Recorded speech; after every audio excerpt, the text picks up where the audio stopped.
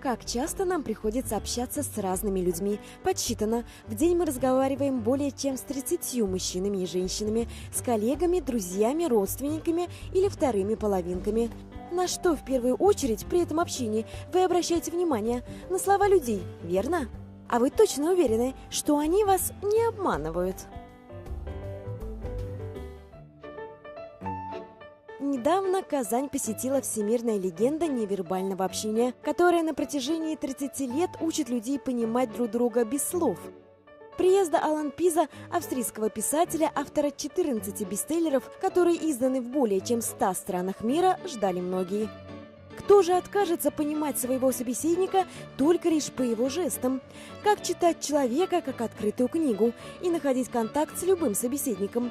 Об этом и многом другом мистер «Язык телодвижений» рассказывал на 2 лекциях, которые провел в нашем городе. Пусть многие относятся скептически к значению жестов, Алан Пиз в своем мнении непоколебим.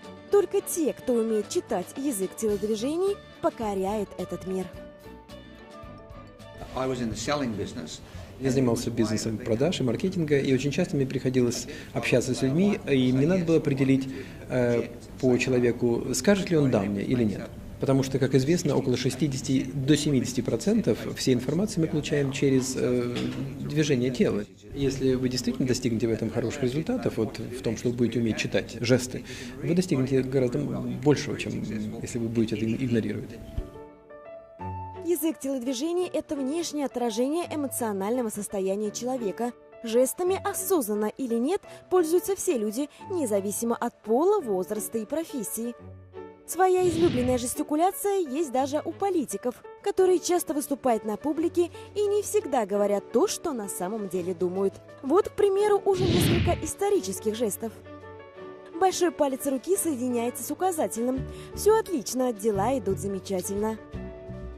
Или же с таким же значением жест с поднятием большого пальца. Махание рукой с открытой ладонью. «Я рад вас видеть, я для вас открыт». А вот жест указательного пальца вверх говорит «Я вам всем покажу, вы будете меня слушать». Сжатая ладонь поднесена к щеке или подбородку означает скуку или негативный настрой собеседника. А вот жест, когда политик прикрывает рот руками, выдает в нем лжеца. Он точно не верит в то, что говорит. Сегодняшние политики, они, в общем-то, напоминают тренированных голливудских актеров. Для того, чтобы вот действительно понять, можете ли вы обмануть человека, надо вот знать 2 вещи. Первое, актерские вот эти способности, насколько хорошо у вас развиты. В течение какого-то времени вы себя выдадите, вы будете делать какие-то движения, которые покажут, что вы, в общем-то, обманываете. А с другой стороны, очень много зависит от того, кто вас будет читать. При разговоре любая информация передается на 7% вербально, то есть словами, на 38% вокально, то есть тоном голоса и ударением, и на целых 55% невербальными сигналами. Жесты могут рассказать то, что люди обычно не говорят словами. Научиться отличать правду от лжи благодаря сигналам тела можете и вы. Допустим, если ваш собеседник при разговоре потирает нос рукой, он пытается что-то от вас скрыть. Те же выводы можно сделать, если женщина часто улыбается сжатыми губами. Мужчина, что-то говоря, потирает глаза или прикрывает руками рот, скорее всего, он вас обманывает, ему с вами неинтересно.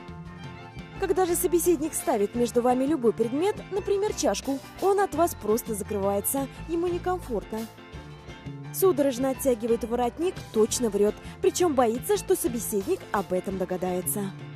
Несколько вещей, но прежде всего это сделать так, чтобы человек был расслаблен, потому что когда он расслаблен, гораздо больше шансов в том, что он согласится с вами. Это один из методов, который называется отражение, когда вы дуплицируете движение вашего собеседника. Другой момент – это когда вы говорите, постарайтесь, чтобы ваши руки были на виду. Это то, что вот мы сейчас делаем с вами. Кивать головой, когда другой собеседник говорит.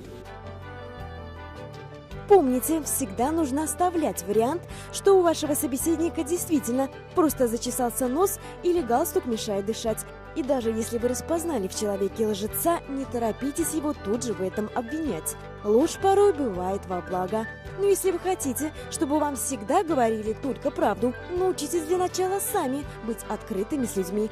И тогда они, возможно, последуют вашему примеру.